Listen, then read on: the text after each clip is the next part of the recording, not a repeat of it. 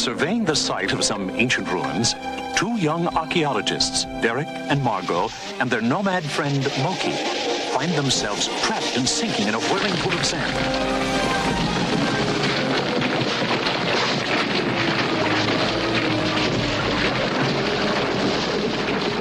And when the dust settles, they stare up in awe at a vast chamber filled with giant relics and artifacts from another civilization. And there, at the far end of the cavern, a door with a strange inscription. All who enter these portals pass through time.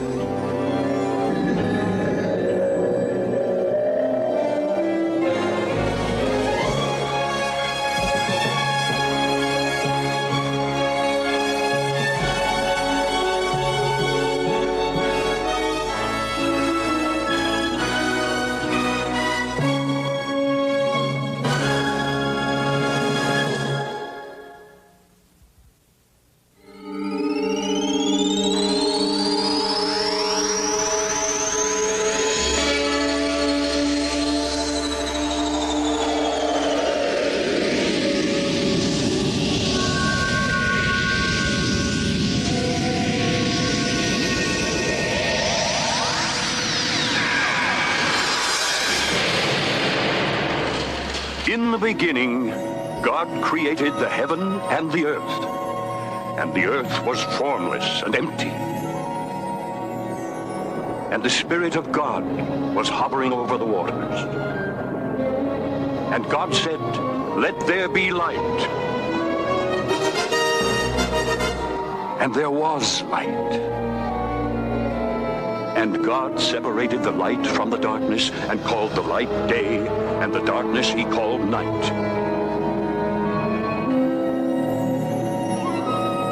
There was evening and there was morning, the first day. On the second day, God said, "Let the waters separate and form a space, a sky above and oceans below. And let that space be called heaven."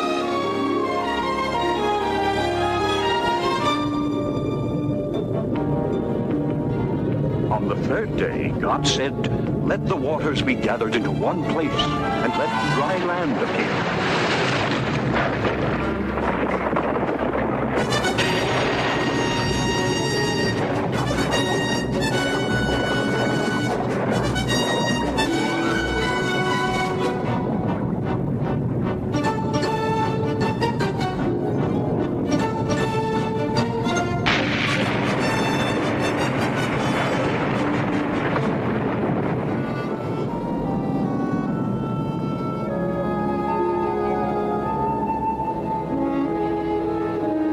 God called the dry land earth,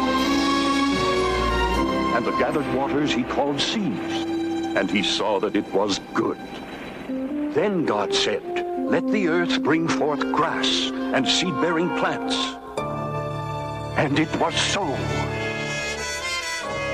The earth brought forth vegetation,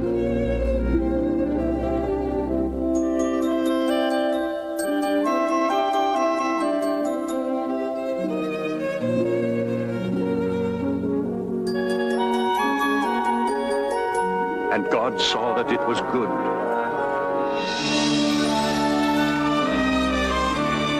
There was evening and there was morning, the third day. And on the fourth day, God made the stars.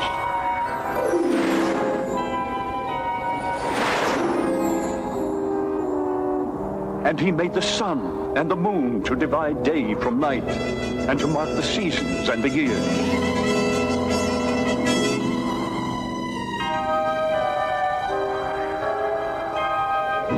And God saw that it was good. So on the fifth day, God said, "Let the waters bring forth living creatures."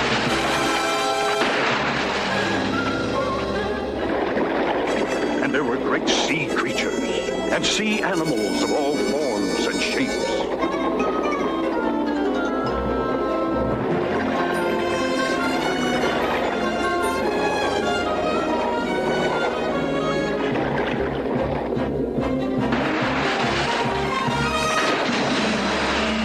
and to fly in the skies above, God created every kind of bird.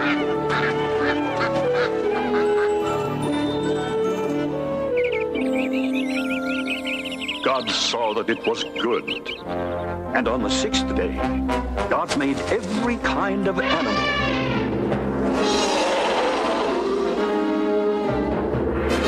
The beasts of the field.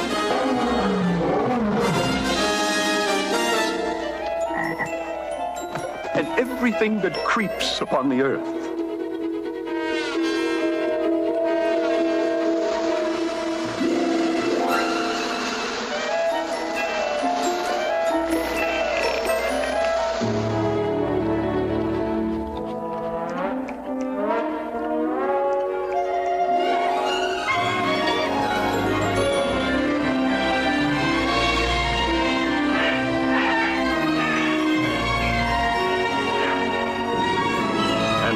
Was pleased and said, "Let us make man in our own image, in our own likeness."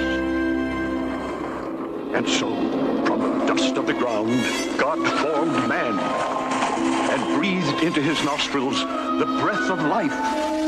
Man became a living soul.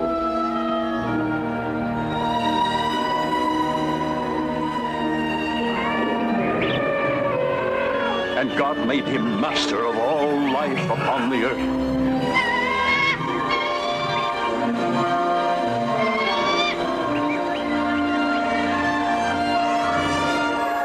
And on the seventh day, God rested, and he blessed that day and made it holy.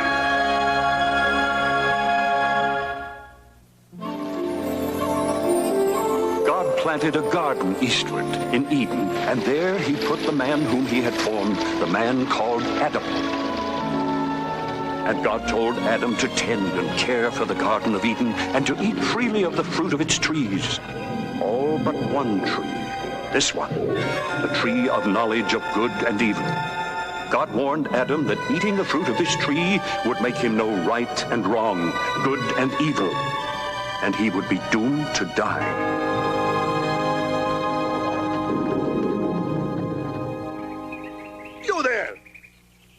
Ooh, these apples look good.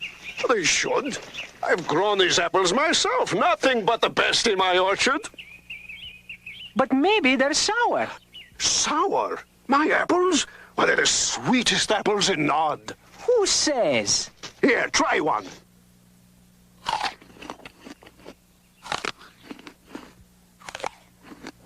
Well, am I not right? Sour. Sour? Impossible! Let's settle this, Margot and Derek. Are these apples sour or not?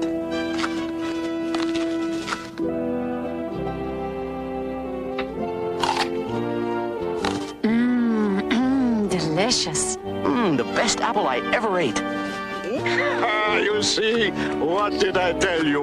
Well, I've got to admit, I was wrong and you were right. I guess I showed him.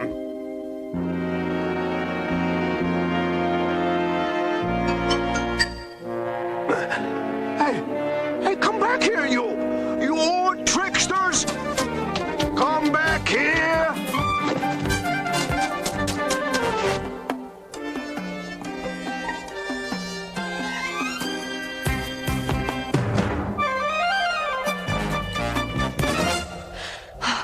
We really shouldn't have done that. I know. But we were so hungry. Well, where do you think we are? Where? We don't even know when we are. You are never lost if you have friends. Shall we be their friends and let them join us? Sure! Why not? Only if they sit quiet and you get right back to the story. Well, I was telling you about the creation. We're in a land the Bible calls Nod, just east of Eden. Eden? You mean like in the Garden of Eden? Exactly so. Look at the four rivers. The Pishon, the Gihon, the Tigris. And the Euphrates. So, what does that mean? According to the Bible, that one large river watered the Garden of Eden. The real Garden of Eden? The place where... The place of creation. But I thought that was just a story. No, he was telling us the real story. Stop talking and listen. Oh, I'm sorry. Please, go on. You were just at the part where God had finished his work on the sixth day? And now he's taking the day off because he worked so hard creating man. And what about woman? Yes, what about us? I was just coming to that. God not only asked Adam to tend the Garden of Eden, but to give names to all the birds and animals there. Whatever Adam called them, that's what their names became. You're so beautiful and graceful. You're a swan. You are a deer. And you're a horse. What can I call you? Ostrich. That's you, all right. This isn't easy.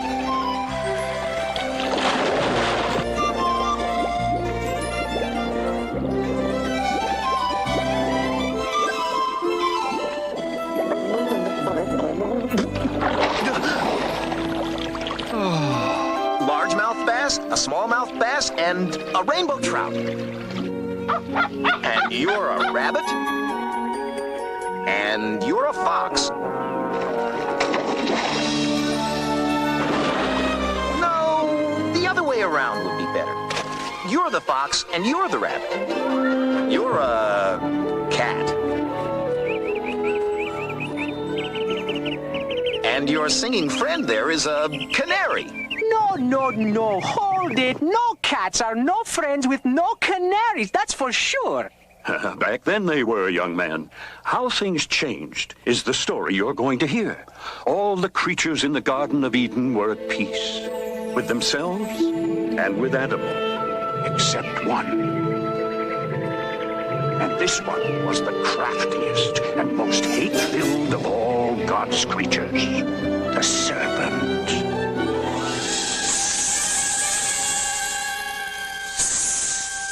No, please, no. No, don't tell me anything about snakes or serpents. Yuck, they scare me. Ooh, I hate them more than anything. Many people feel the same way, Moki. Listen, and you'll find out why. While the serpent secretly observed Adam in the garden, God was watching him too. You all have someone to be with. One of your own kind. Adam had named all the animals and all the birds, but he had no companion, no one to help him. So God caused him to go into a deep sleep.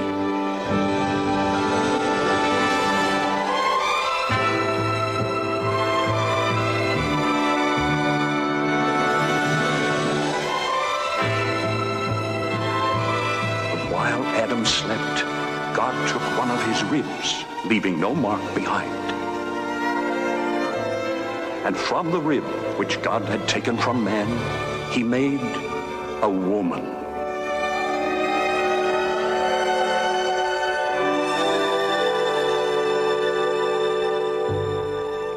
I am here to be with you. Now, at last, from my bones and my flesh, she shall be called woman, for she was taken out of man. And so it is that a man will leave his own father and mother and be united to his wife.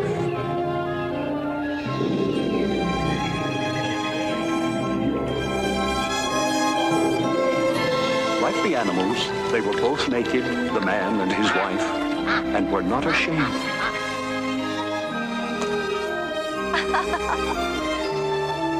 All was innocence, and their Garden of Eden was paradise.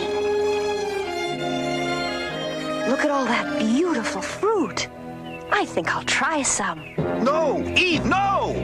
What's the matter? God forgive me. What is it, Adam? What have you done? It's not what I've done, it's what I haven't done. I haven't told you about this tree and its fruit. God made only one rule for us in this garden. We are never to eat any fruit from this tree. This is the tree of knowledge of good and evil.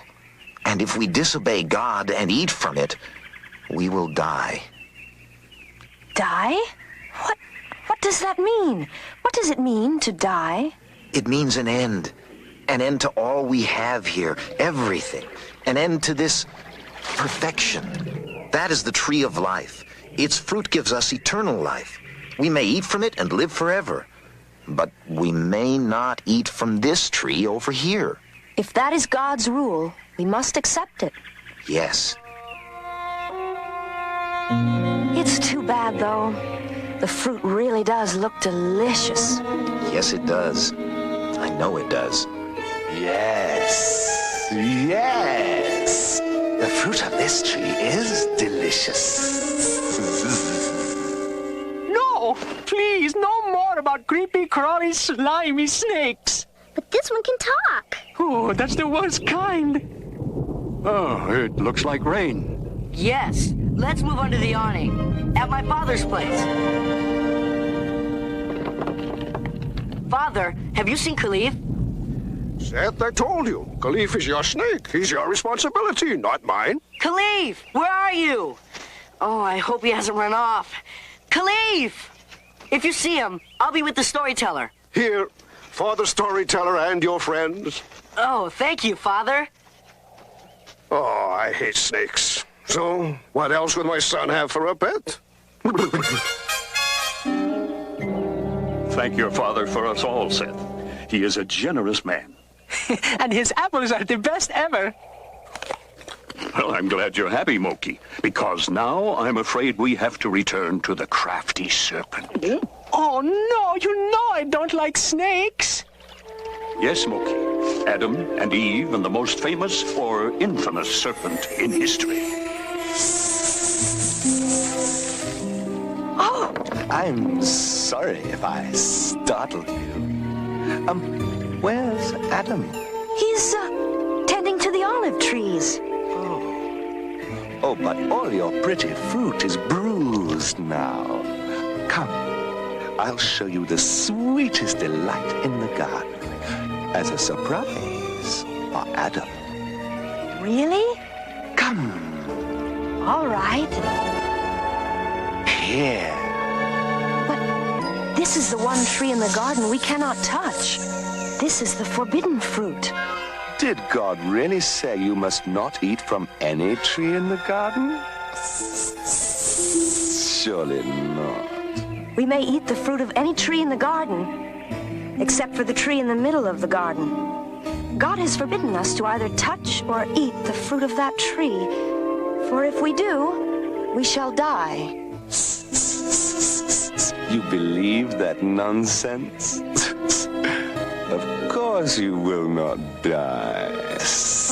God knows that as soon as you eat it, your eyes will be opened, and you and Adam will be like gods yourselves. You will know good and evil.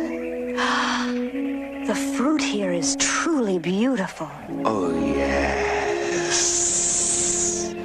It is.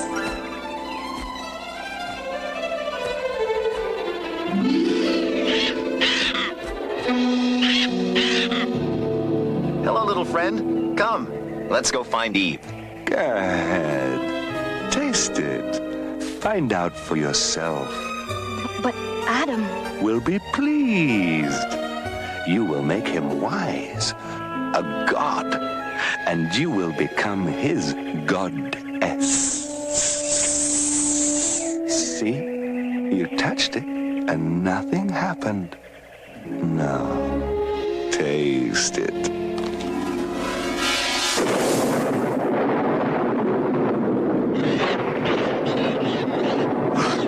Something's wrong. it is extraordinary. Adam will be so pleased. I will. About what? About this. Take a bite. You'll love it. Well, it looks good. Yes.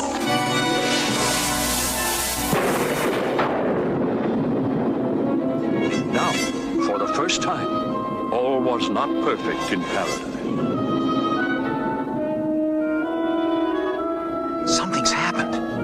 Something's not right. I feel... Yes, I feel strange. Naked. Yes, so do I. The fruit. We ate the forbidden fruit. Quick, we must hide ourselves. But as the day grew toward evening, they heard the sound of God moving through the garden. Adam and Eve hid, afraid for what they had done. And from that moment forward, man has known good and evil. Adam and Eve made simple clothes for themselves from the fig leaves in the garden. So, what happens next? Go on. Oh, I can hardly wait. Khalif! You found my pet snake, Moki. Thanks. Thanks a lot. You're welcome. As I was saying, God called to Adam and Eve. Adam, where are you? I heard your voice, and I was afraid because I was naked, so I hid. Who told you you were naked? Have you eaten from the forbidden tree? The woman you put here with me, she gave me some fruit from the tree, and I ate it. Woman, what is this you have done? The serpent. The serpent tricked me. And I ate... Serpent! You are cursed above all cattle, and above every beast of the field. On your belly you shall fall, and dust shall you eat all the days of your life. The woman shall be your enemy, and her children the enemy of your children. Go, Adam. Go, Eve. Out of the Garden of Eden. Out of this garden forever. All your lives you will work the soil for your food, and you shall gain your food by the sweat of your brow until you return to the ground.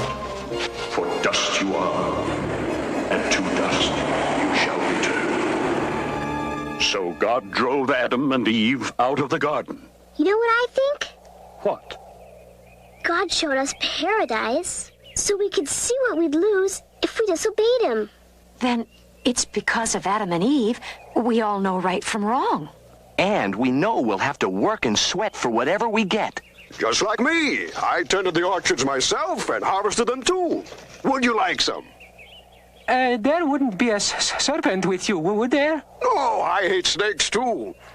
Here, take these for your trip. My son says you have a long way to go. Believe me, you have no idea. Why can't we go back to the garden again? Yes, why don't we just go out and find the garden ourselves? None of us will ever return to the Garden of Eden.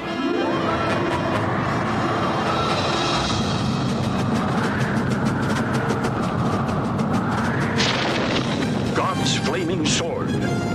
It was sent to block the entrance to the Garden of Eden forever. And God said, man has now become like one of us, knowing good and evil. Now he will never be able to reach out and take from the tree of life, and he will not live forever. But Genesis, from which this story has been told, means the beginning, not the end. And for all of mankind, for all the ages, this was just the beginning.